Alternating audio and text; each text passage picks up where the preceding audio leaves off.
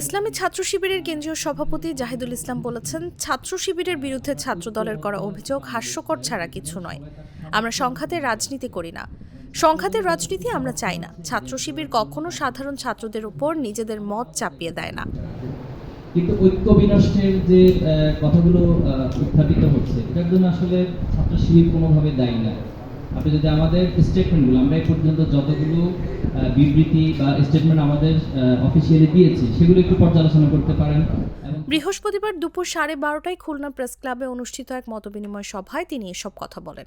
জাহিদুল ইসলাম আরও বলেন, কুয়েটে অনাকাঙ্ক্ষিত একটি ঘটনা ঘটেছে। ছাত্র রাজনীতি নিষিদ্ধের বিষয়ে কুয়েট সিন্ডিকেট সিদ্ধান্ত গ্রহণ করেছে। আমরা কোনো সিদ্ধান্ত গ্রহণ করিনি। ছাত্র শিবিরের কাজ জমি দখল, রামদা নিয়ে ঘোরা না। আমরা ছাত্রদের পালস বোঝার চেষ্টা করছি।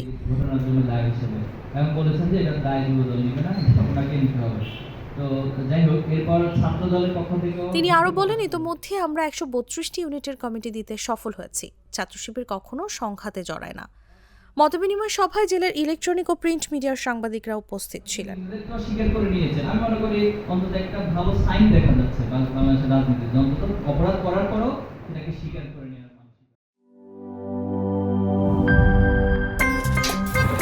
আমার একটা স্মার্ট সিদ্ধান্তে 25% গ্যাসের খরচ কমেছে। ভাবছেন কিভাবে?